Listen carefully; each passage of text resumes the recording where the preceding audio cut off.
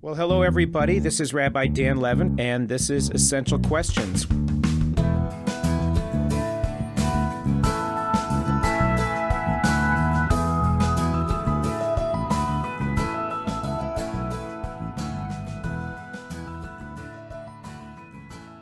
In the last several months, both Rabbi Elana Rabishaw and I have had the privilege of spending very precious days in the state of Israel since the war began on October the 7th with the horrific attack that resulted in the deaths of over 1,200 Israelis, the wounding of so many more, and the catastrophic events that have transpired since that time. There has been this tremendous sense of disconnect and anguish at the same time that we all kind of feel as we think about Israel. There is, I think, in some respects, this distance that the oceans and the seas that separate us from Israel cause us to feel, and a sense of lack of appreciation for what the reality is for Israelis and our brothers and sisters who have had to endure so much in these last days and weeks and months. At the same time, there is a heaviness that so many of us feel for all of the tragedy that is taking place in the land of Israel. A sense of anguish for those lives that are lost, a sense of wonderment about the suffering not just of Israelis in the north who are displaced, or those in the south who have lost their homes and their families, or those in the middle of the country who scurry constantly in and out of bomb shelters depending on when rockets are sent their way, and also an anguish for the tragedy of the humanitarian catastrophe that is taking place in Gaza as a result of this war. So many complicated feelings as we see what's transpiring on college campuses, as we watch different news outlets report on the war in different ways, and a sense of wishing we could just be there, a sense of wanting to just go and give a chibuk, of giving a hug, so that we can feel that sense of connection and that our prayers and those of our people who are living this anguish in Israel can be one. And so the privilege that Elana and I had of visiting Israel in these last months is an experience that we want to bring to you. And so the essential question we will be exploring together today is, what does it feel like to be in Israel? And so, Elana, it's wonderful to have you as part of our Essential Questions show today. It's great to be here with you today. I'm excited to get to talk about Israel. So, in the year and a half that you have been part of the Temple Bethel community, Elana, you have discovered that our congregation is certainly tinged with blue and white. And there is a strong Zionist sense that is part of our congregation's ethos and part of our community's sense and sensibility as well, which doesn't mean that we don't embrace the complexities of what is happening or that we agree or support any of the decisions that are made by any particular government.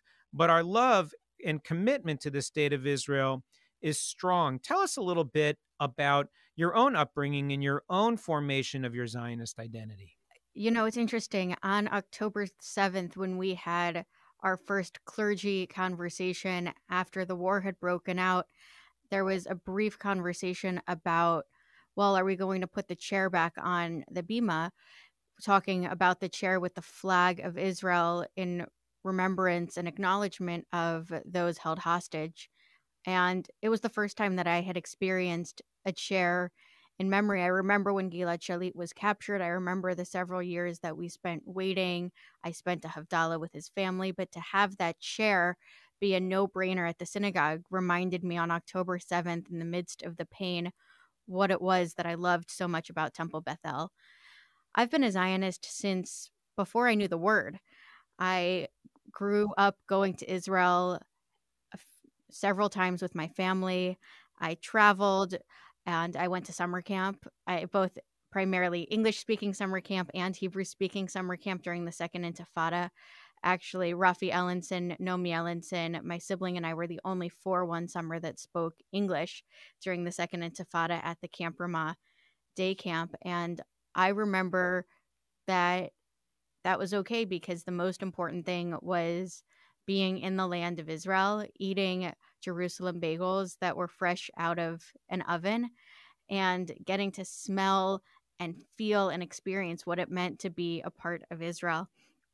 I spent a semester in college at the University of Wisconsin studying biblical archaeology and really diving into what the land of Israel meant, not just from the Jewish and the biblical perspective, but from the archaeological history side. That there is so much to the land of Israel that has been layered on tell after tell, and it makes up some of these hills, all of the history. And then, of course, there are the people of Israel. There are the Israelis who are truly Israeli, and they're the people of Israel that are how we all as Jews make up part of the people of Israel, where my Judaism gets to be counted as part of what it means to be as Israel.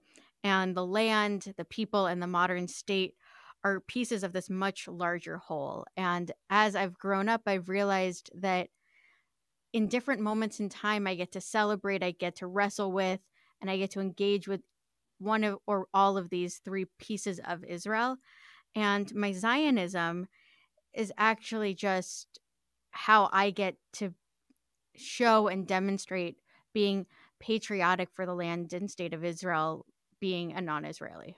It's interesting that growing up in the house of a rabbi who deliberately took you to spend significant amount of time in Israel, that just being there and absorbing the life and the pulse of the culture was part of what helped form an attachment for you to Israel. For me, it was not so dissimilar. I remember as a little boy being told about my Zaidi in Canada, who had raised thousands and thousands of dollars to plant thousands of trees in Israel, and how proud I was, wondering if I would actually get to go to Israel and visit his trees. I didn't understand that there wasn't a plaque under each tree that he had planted. But the other thing that I also remember is that my Zaidi bought an Israel bond for me every year on my birthday. And I never really knew what happened to those bonds. They went into the safe deposit box, but it ended up being a very useful investment. When my parents realized when I was about 12 years old that none of my sisters or I would need braces, they took all that money they had saved for orthodonture and decided to take us to Israel for a tour in the summer. And I remember that trip so clearly in a couple of ways. One is I remember that Israel was kind of like a playground. It was an amusement park to me. I didn't really get it because I was young. I was 12. And at the same time, I still remember things that the guides taught us about the complexity of what it is to deal with the Palestinian issue. I remember being on the bus and having the guide try to have us solve the problem and to realize how complicated and how complex the issues were. And so when I got into journalism in high school, and I was in college at the beginning of the first Intifada, for a number of weird reasons, I ended up a philosophy and religion major, and I was in the middle of New York State at Colgate University. And I said, I should probably spend a little time in Israel checking out all of the things that I was assuming were true about Israel, but that I didn't really know. And so having spent a year at the Hebrew University, where thankfully I met Amy, which was the best part of the year, and also had the opportunity to really delve into Jewish learning and Jewish practice, I really got a sense of an appreciation for the energy, the magic of that state, which doesn't necessarily mean that I subscribed to every and any particular decision that a particular government or prime minister might make, but there was a love for the land. There was a love for the complexity and the dynamism of the place, the spirit of Israel that became kind of infectious to me. And it didn't mean that I didn't embrace and want to learn more about the complexity of the challenges that Israel faced, but that love was secure. And I think that part of what I learned over time was that if you want to wrestle with someone, you have to love them first or you're just fighting. But because I had been raised with a love for Israel, when I wrestled with what was happening in the history and the challenges that Israel faced internally and externally, I found that that wrestling was out of love and not something that was perhaps more divisive. That's, I think, some people resonate to. So tell me a little bit, Elana, as you were rolling through rabbinical school, what that was like with your classmates, and did they share the same love of Zionism that you did? I remember 1 or 2 months into my year in Israel, my first year in rabbinical school, I was walking up King George Street, which is in Jerusalem, and I was on a limestone, or as we would lovingly call it, Jerusalem stone sidewalk. And to my right was a concrete street with new taxi cabs and new cars and buildings that were up and coming. And to the left were old pop-up stores, but that had modern amenities in them. They had signs that said, you can buy an Apple iPhone here, or you can buy wine in this store. And I couldn't help but think back to any time I was wrestling with Israel during that year, how magical that moment on that sidewalk was. That there is really the old and the new in one. We have the old historic limestone underneath my feet, and I see the new rushing past me, and I see the opportunity to engage in Israeli commerce. And that was not something I ever took for granted living in Israel. And for my classmates, many came with, I think, more struggle than feelings of magic and whimsy. Some came with a lot of apprehension, and some didn't know what they were walking into. I feel very, very fortunate that I came in excited to spend a year living in Israel and having an opportunity to find my own sense of a normal life in Israel. And at 22 years old, to say that I had my own route up through Jerusalem and I had shortcuts to my favorite restaurants and can get to the Kotel without thinking about it. That was not something I ever took for granted. And I don't think that that was the same for much of my class, but when push came to shove, I didn't really care what they thought or felt because I knew what it was for me. I remember when I was in Israel feeling that same sense that Herzl called in his book Alt Neuland, right? The old new land. And that same sense that you describe of the modern state in the midst of the ancient history. I just remember always being in the old city feeling this weird sensation when I would see automobiles on these ancient alleys. Like that didn't belong there. That these alleyways where people had tread for hundreds of years all of a sudden had all this new technology. I remember the first time watching someone stand at the Kotel and talk on their cell phone at the same time, that there was that magical connection. I think also there was implanted within me this sense of responsibility that I had as a part of the Jewish people that was taught to me kind of early on.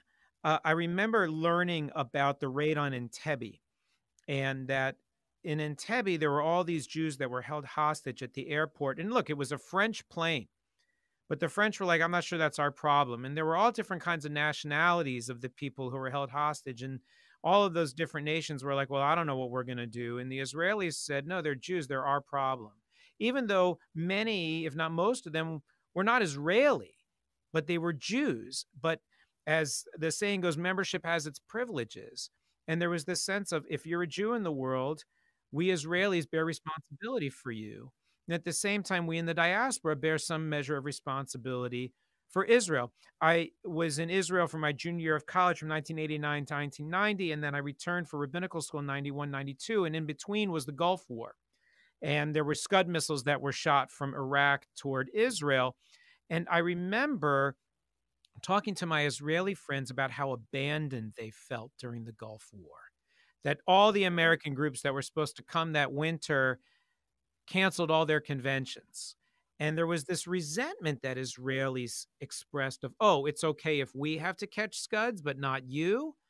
And I remembered feeling like, I need to be there for Israel when they're in crisis, and I can't just assume that that's their problem. So I remember in the second Intifada, when the CCAR had its convention and there were bombs going off all over Jerusalem and suicide attacks in restaurants, the CCR was having its convention in Jerusalem, and there was a lot of question among my colleagues and me as, well, do we go?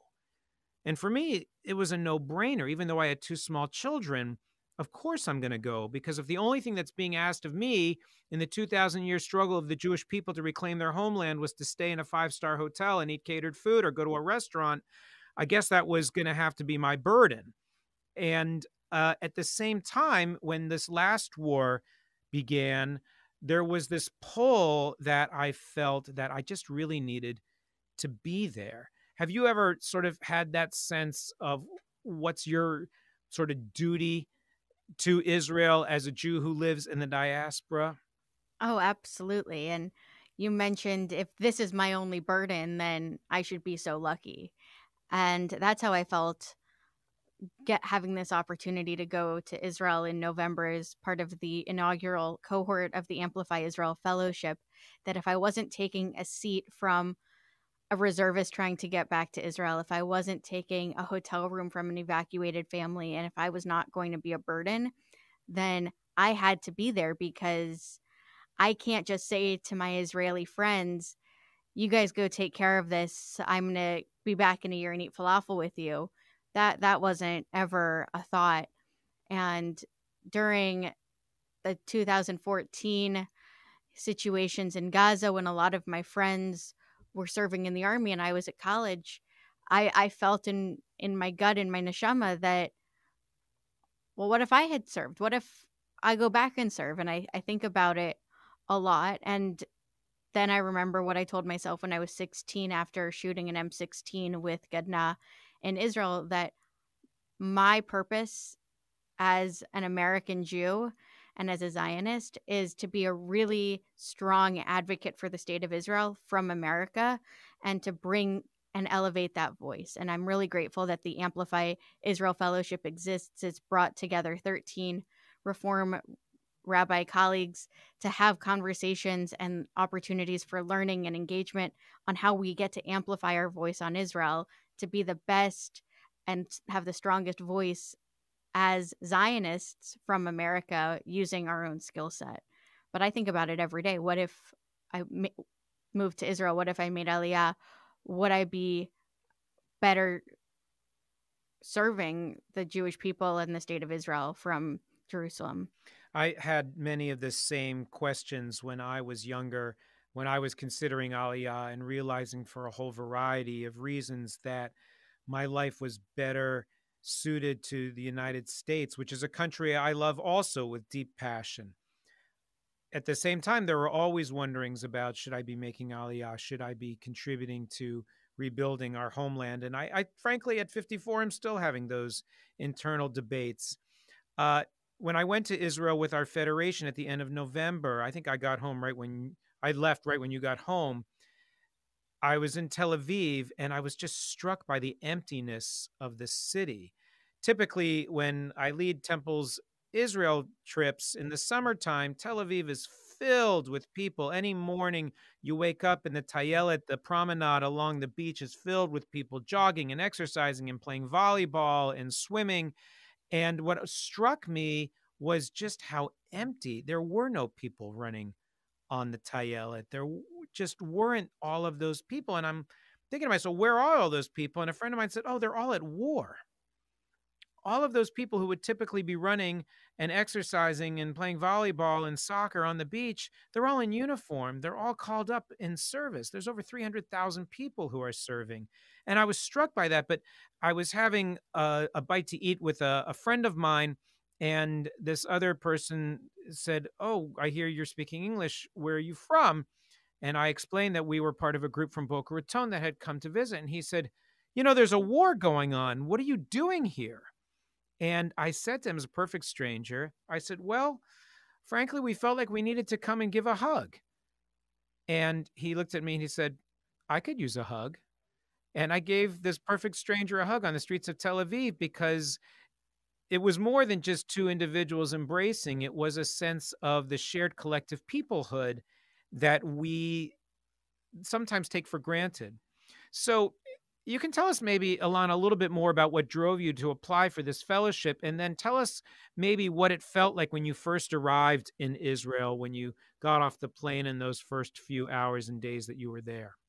So, this fellowship was announced at the Recharge Reform conference in New York City at the end of May, beginning of June, that you and I were at together.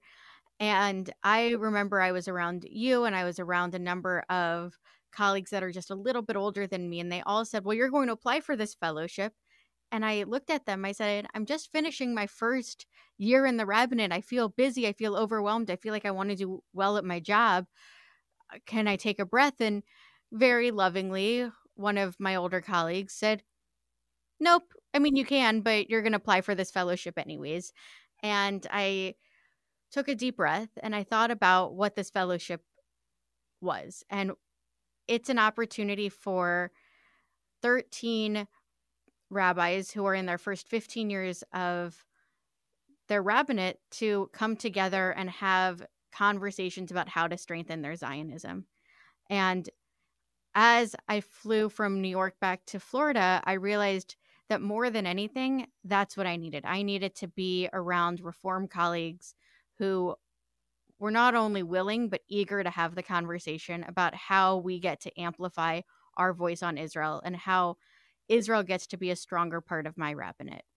And I can tell you about that first moment of landing and seeing the empty airport. I can tell you about walking through Ben Gurion Airport and seeing the posters of the hostages that, if you're on Facebook or Instagram or on many of the news sources, you can see. But I want to tell you about the story of my first dinner.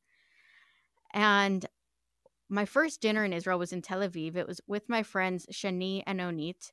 And they asked a similar question to the random stranger. Why are you here? Actually, they didn't say why. They said, thank you for being here. And I looked at them and I said, of course I'm here. Like, why wouldn't I be here? I have to be with you. And I was thinking about in those first few days that everybody was trying to do what they could to help. You said there are 300,000 reservists, which if we were to translate that to American numbers, that's about 10 million Americans joining the reserves. And we heard from Dean a few weeks ago here at the synagogue, and he's the spokesperson for the Israeli police, and he wanted to join the reserves. And his boss said, you are the only spokesperson for the police. Your service to the state of Israel has to be doing your job. And so my first night in Israel, I was with two of my friends who did not join the reserves. Shani said, listen, I'm over 40. If I were to go back to the reserves, I could go into uniform and they'd have me packing boxes, which is perfectly helpful. But I know that I would be more helpful doing something a little bit different and volunteering as a civilian.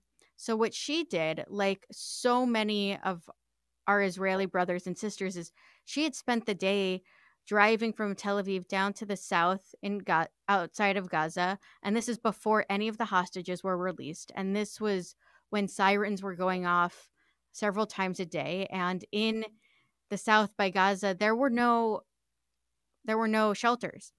But she and many other strangers spent the day picking cauliflower. And they were doing that because one of the things that Israel needs right now are people physically tending to the land, because these crops needed to be harvested and there were suddenly nobody to do that job.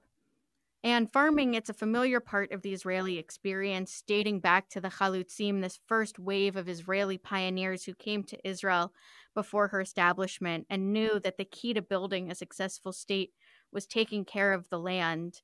And farming it and agriculture 100 years later are still a very vibrant part of the country. But Shani isn't a farmer, and neither were the people that she was with that day. And when I was having dinner with her, And she was telling me about picking cauliflower with strangers and then laying down on the ground when they heard alarms and covering their heads, and then driving back up and showing me the calluses on her fingers. I thought to myself, there is nothing more patriotic than spending hours in the car to go pick cauliflower to make sure that the land of Israel is still physically there for the next wave of Israelis and Jews in 100 years from now. And that was my takeaway from that first day. That was that even in the quiet, even with the pain, it's all going to be okay because people are doing exactly the jobs that they know they can do to support the land right now. I had a similar experience when I flew to Israel. We got in the morning and got out of the airports, which, again, as you described, was eerily quiet and empty. And as you walk down that big ramp that leads into the immigration hall and the customs hall, there's all of the signs of the different hostages. Thankfully, I was there a couple of weeks later. We were there in the midst of the pause. Thank goodness there were no red alerts while we were there. And some of the hostages were being released while we were there. And we saw little gaps where, thank God, somebody had come home. But as soon as I got to the hotel, I literally threw my stuff in my room and jumped in a van with a couple of other friends. And we drove to a produce processing plant. Typically, they said at that plant there would be 60 people working. And when I was there were only 15. And our job was to prepare heads of lettuce for packaging. And amazingly, what was sad, well, first of all, I don't really know much about pruning heads of lettuce, though I was getting the hang of it a little bit by the end, but that the lettuce was pretty wilted because there had been no one there to really help it get packaged when it was fresh. And I remembered feeling sad that Israelis are going to go to the supermarket and they're not going to be buying fresh lettuce because those days were over. There wasn't anybody there to prepare that produce. When you arrived and in your program, did you encounter or deal with the hostages and the whole situation around, which has become its own cause in Israel, the families of the remaining hostages, those who have been released, those who unfortunately discovered that their loved ones who had been held hostage were declared missing or dead? What was your experience in encountering that sort of hostage square by the Tel Aviv Museum and maybe some of the families you encountered? On my first day in Israel, after dinner, Shani and Onit walked me to Dizengoff Square, which is often this hustling and bustling part of Tel Aviv. And it's a square in mourning right now. There are countless memorials for people that are missing, people who have lost their lives. People were singing, people were just sitting there to be with their loved one who is missing. And at one point, I looked at their wrist and I said, "Oh my God, were you at the Nova Festival, the music festival in the South on October 7th?" And they said, "No, no, no. One of the things that the Family and Missing Hostage Forum, one of the big organizations in Israel, is doing is they have created these bracelets that Israelis are wearing to remember all of the hostages. So the bracelet says, until they're all here, we are all still there. So if you see a colorful bracelet on my wrist, know that it was put on by Israelis to help me not forget the over 100 people that are still missing in Gaza." And on Motzei Shabbat, after Shabbat ended, we were part of a rally with the families of the hostages. And we saw the infamous Shabbat table that had high chairs and set tables and all of these different exhibits to remember those that are kept hostage right now.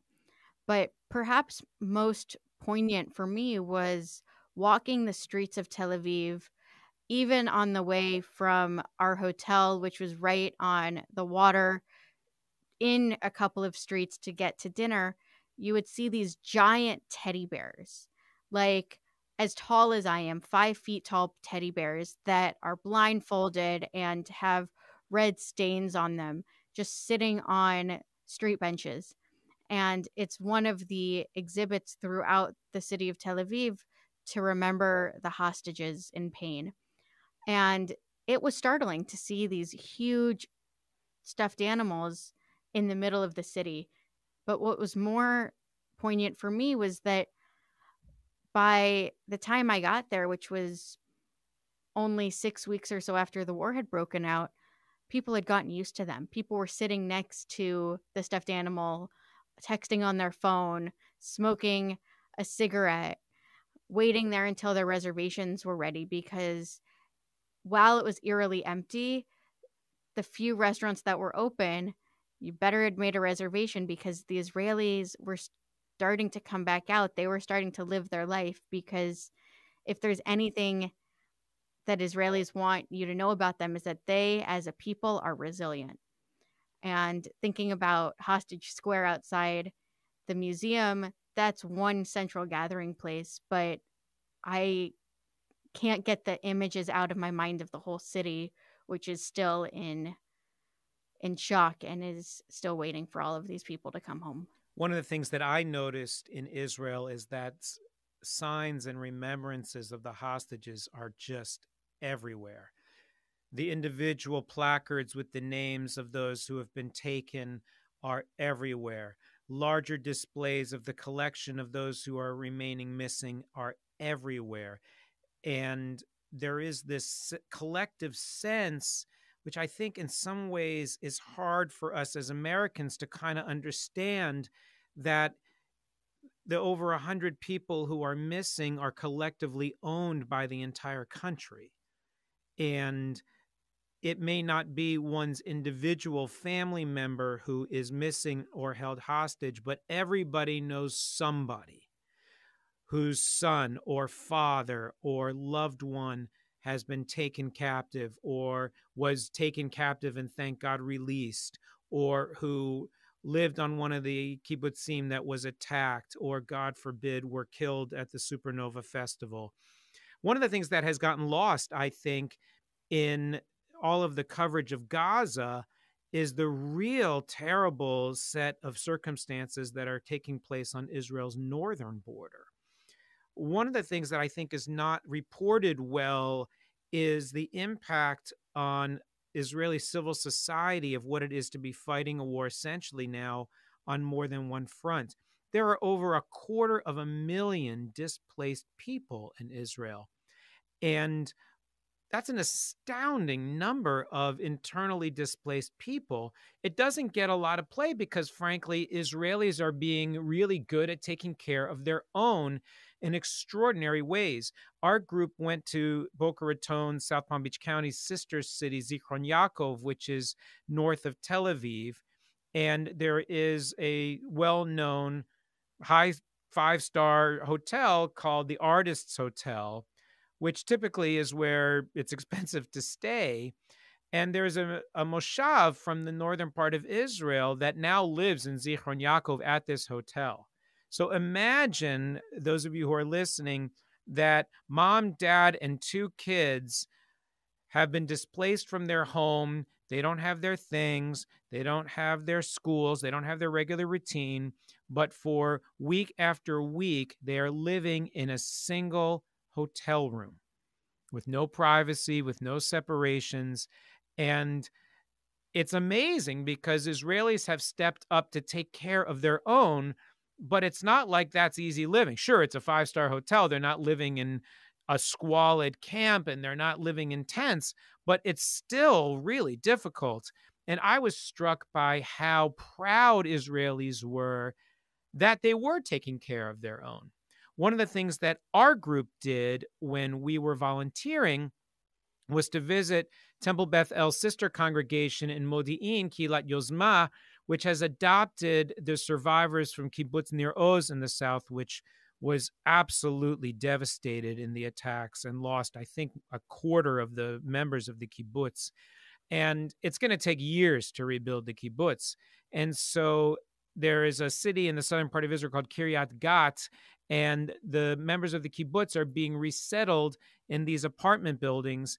And Kilat Yozma, as an Israeli congregation, has adopted these people has taken on themselves the responsibility of outfitting their new apartments because they have nothing. And if you think about all what it takes to start life in a new apartment, you need a broom, you need a mop, you need a power strip, you need a space heater, you need saran wrap, you need tinfoil, you need all of these basics.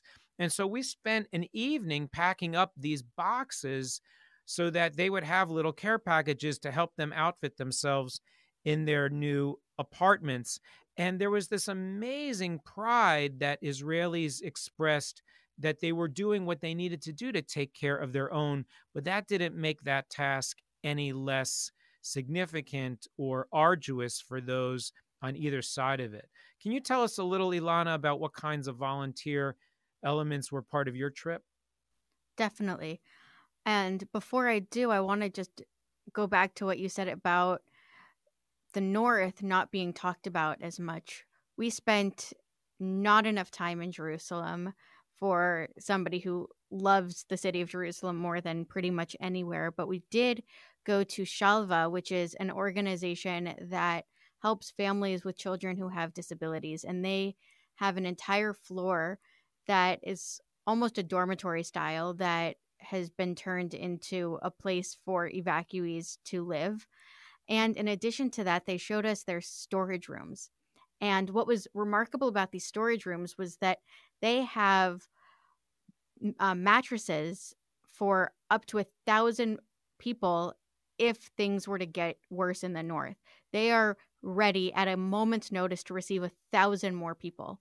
And that, I think, is Israel in a nutshell, that they'll make anything work. They said, we can put mattresses here. We'll put mattresses here. We have enough canned food for it all, but we're ready for it if we need it. Everywhere we looked, there was this sense of unity. On the sides of buildings, at parking garages, there was this phrase, Yachad Nenatzeach, together we will prevail. And that sense of unity, considering what Israel was before the war, where people were talking about the possibility of civil war, there was so much anguish between right and left and all the things surrounding the judicial reforms. To see the country come together like this was pretty extraordinary. And that goes back to actually answering your question. Achim Leneshek, or the Brothers in Arms, who were leading some of these big protests before October 7th, on October 8th, they took over an entire exposition hall in the basement and used it as a place to gather donations of new hats, new t-shirts, electronics, pets, supplies, everything you could possibly imagine. And we spent an afternoon in the expo with civilians of all kinds, including many who had been evacuated themselves, volunteering by just sorting hats by size. Is it a baseball hat? Is it a warm hat? Is it male? Is it female? Is it for a baby? Is it for a child?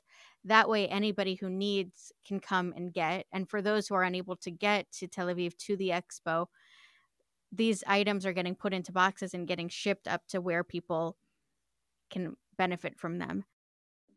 When you were in Israel, Elana, you talked a bit about one of the real complexities that is also, I think, not understood so well, which is the experience of Arab Israelis. And I wondered if you maybe could tell us a little bit about your visit there and what you learned about what it means to be a non-Jewish Israeli in the midst of this war and in the midst of this conflict. So one of the things that I was perhaps the most anxious about when it came to going to Israel on this mission was that everybody kept saying, this trip will be unlike any other time you've spent in Israel. And in many ways, that was true. But then I feel very lucky that in addition to volunteering, in addition to paying a Shiva call, in addition to visiting people in the hospital and learning about ways that civilians take very specific and direct action during wartime, that my group actually had time for formal learning moments. So we had the opportunity to learn from several scholars from the Shalom Hartman Institute based out of Jerusalem. And one of them was a man named Mohammed Darwashi. He's an Arab Israeli who serves as the co-executive director and the director of planning, equality, and shared society at the Givat Chaviva Educational Center, which is a center that creates opportunities for intentional joint initiatives between Jews and Arabs that promotes coexistence by finding and embracing what can bring them together. And Mohammed Darwashi is a teacher, a thinker, and a leader in Israel.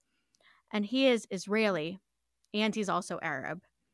And like countless Israelis, he lost a relative who was serving as a member of the Israeli Defense Forces. His nephew, Awad, was in Gaza very, very early on in October. And when he and his group saw terrorists, Awad said to his group, "I speak Arabic. I'm fine. You guys go back. I'll be fine." And he unfortunately lost his life serving the Israeli people and trying to make Israel a place for him. And one of the things that Mohammed Darwashi said was, like countless Israelis, he felt and heard the call to take care of the countless people that needed to flee their homes. And he found space at the Givat Chaviva Center to welcome people in so they would have a safe place during the war. And it felt like if you closed your eyes, these stories could be from any Israeli. And at the same time, there was almost a contradiction because Mohammed Darwashi, until this last unity government, had never been represented by the majority government in Israel. And even when I was there in November, he spoke to us about ways he wished that the Israeli flag could change so that the stripes of the talit and the large Jewish star could be added to so that the Israeli flag could represent him as well. And yet, he's still a proud Israeli, despite feeling and often being treated and seen as a second-class citizen in Israel. So in one breath, he would speak to my group of rabbis about what would happen if there was a more inclusive national anthem for Israel. And imagine saying to 11 rabbis, "I want to get rid of Hatikva as the national anthem of Israel during a wartime." It breaks my heart a little bit. But when I thought about it from his perspective, what he's saying is he wants Israel to Liot am Chovshi Be'artzenu. He wants it to be a place where he too can be a free people in his land. And he spoke so poignantly about our shared goals, especially in the time of war, and how together we can all respect differences of opinions.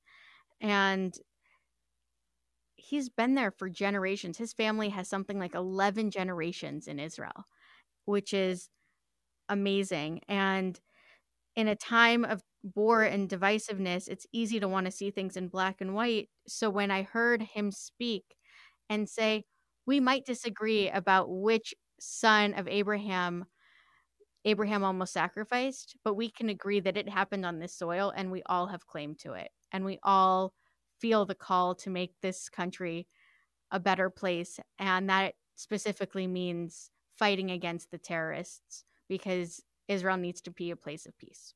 So I asked the congregation if they would help support me and supporting Mohammed Darwashi's efforts, and we raised $2,000 or $3,000 to send to the Givat Chaviva Center and help him to feed the 150 people that are currently living there as evacuated people.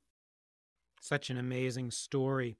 I think for us, maybe the most challenging part of our trip was when we went down into Otef Aza, to the Gaza envelope, to visit some and to see with our own eyes the devastation that took place. We visited Kibbutz Be'eri, which lost more than 100 members of the kibbutz. And what was so difficult was to walk through this beautiful place. People would ask, well, why would you want to live down there? And the answer that they give is, why wouldn't we want to live down here? And the kibbutz, prior to the devastation that was wreaked there in October, was as beautiful a place. It looks like a resort. with little bungalows and townhouses and villas where people live together. Oftentimes, you would have members of the same family, two brothers or sisters, who literally live next door, raising their children together as cousins and as one family. And then to see what happened there, it just boggles the imagination. We went to one house where, and the guide who walked us through there, a young man who had grown up on the kibbutz, said, "Look, the only reason I'm able to do this is by dumb chance. It just happened the terrorists didn't come to my house. They went to almost every other house. For whatever reason, they didn't come to my house and I didn't get hurt. And that's why I'm here to talk to you." But that wasn't true for so many other people there. And he walked us into one house and he said, so what they would do is they would shoot a rocket-propelled grenade and blow up the second floor, and everybody would run downstairs into the safe room. Now, the safe rooms are not designed to repel an attack from within. It's only just a more reinforced kind of a room to deal with something that might fall from above.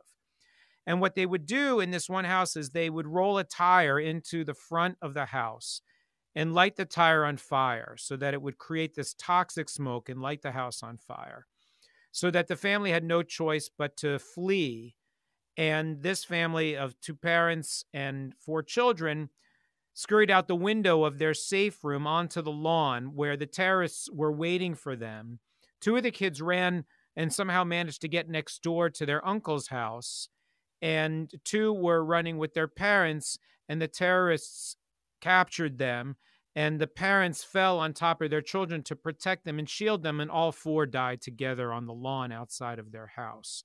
We went to another house also similarly burned, where a young woman had been, she was 13, with her mom and her dad in the safe room, and the doors to the safe room aren't bulletproof. And so both of her parents were wounded with 5 bullet wounds each in their abdomen from shots being fired into the safe room. And they're playing the recordings from the community's WhatsApp where she's reporting, "My mom and dad have been shot. We're in the safe room. Come help." And they're shooting through the window. Come help. They've thrown in a grenade. Come help. And the safe room in the house is her bedroom, because it's not like you use a safe room. It's someone's room. And she is reporting in these recordings as a 13-year-old of trying to help her parents survive this attack. And you can hear the gunfire in the recordings. It was just devastating to walk through the remains of that place. And then we went to the city of Ofakim, where this very well-known story of Rachel Edry took place. Her son, who is a police officer and a former commando, woke up and heard the war and scurried into the streets, and there were people who had been killed on either side of the street.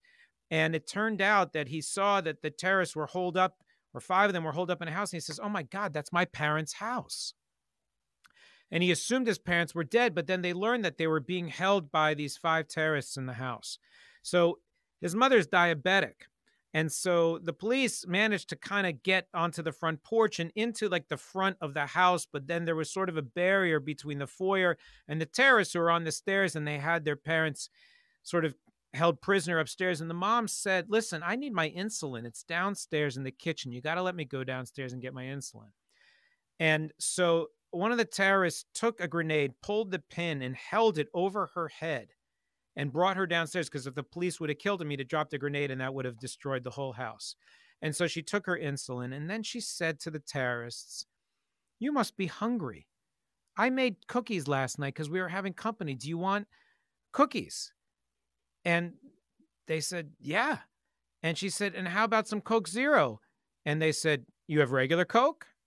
And she asked the police officers to prepare a meal for the terrorists who were holding her captive. And eventually the terrorists were able to break into the commandos were able, the police were able to break into the house and killed the terrorists and rescued the family. But to be in her house with her, telling her story, was just an amazingly powerful experience, because the way that she literally saved her life was to recognize to try to call on the shared humanity of these people who were doing such inhumane things.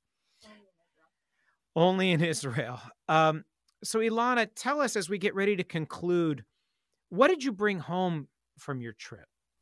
There are two stories of hope that I brought home from my trip that carry with me, that I carry with myself as I think about what it means to be an American Jew thousands of miles away from Israel during wartime. And the first was a man from Be'eri who I met towards the end of my first day when I went to the Sheba Medical Hospital. And imagine the end of a first day of a trip. We were starting to get a little bit kvetchy because it was starting to get late and we were in a hospital and we were looking at each other like, really? You're going to put all 15 of us in one hospital room? Like, really? And then we walk in and there are 2 hospital beds and 1 bed on the floor and a wheelchair sort of in the middle with this man. And Dr. Rafi Valdan, the chief of surgery for the hospital, said, you have to hear this man's story. And this man, Avidav, is from Be'eri, and he spent 45 minutes telling us the story of October 7th. And it took me 25 minutes into his story to realize that he had lost a leg during the story. It took until he got to the point of the story where he was telling us about when the surgeons had to amputate it. Because from the moment he started talking, I was captured by his eyes. And I will never forget this man's face. I will never forget his daughter sitting on the mattress on the ground, looking up at her dad, telling the story of how he lost his leg, how the family lost their house, how he lost his 15-year-old son whose last words were, will you make sure I get buried with my surfboard? And how he lost his beloved wife of 33 years. And what he said was, I'm one of the lucky ones. I had 15 years with my son. I had 33 years with my wife. And the message that I want to share with the American people is, I'm going to be okay. My community is going to be okay. These other communities in Otef Aza on the Gaza envelope, they're going to need more help than we will. Help them. I'm going to be okay. I'm blessed.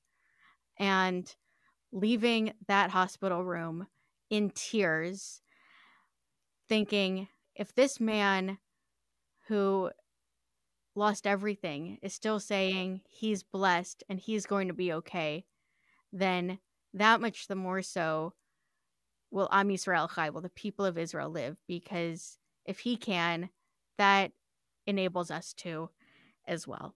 And the second story that I left Israel with was on Shabbat, and 11 rabbis going to Shabbat services is an interesting situation, because there's the expression doctors make the worst patients. Rabbis generally make the worst congregants. So about 9 of us were sitting in the very last row of the sanctuary. We were kibitzing. We were talking with Rabbi Don Gore, who is a retired rabbi in Tel Aviv. And we were just talking. And Rabbi Hirsch was about to give the Dvar Torah. He had just been called up by Rabbi Meir Azari, who's the Reform rabbi of the synagogue, when all of a sudden every Apple Watch and every cell phone start buzzing.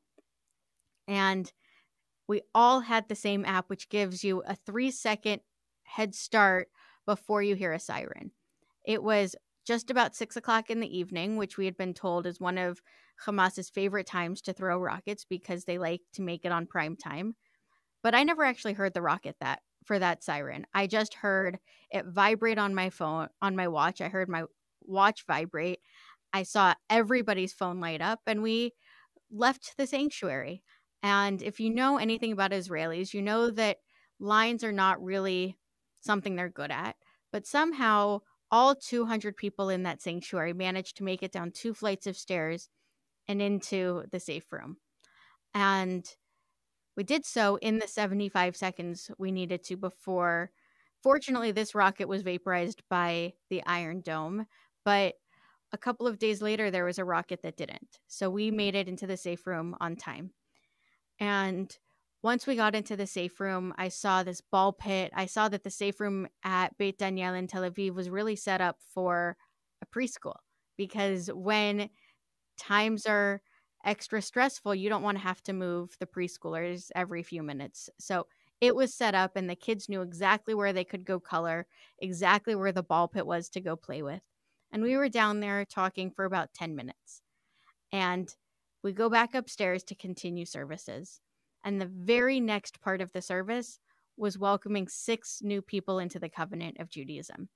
And I will never forget that in that moment where there was an attack against Israel in that moment. There were rockets being fired towards Tel Aviv, towards Israel on Shabbat.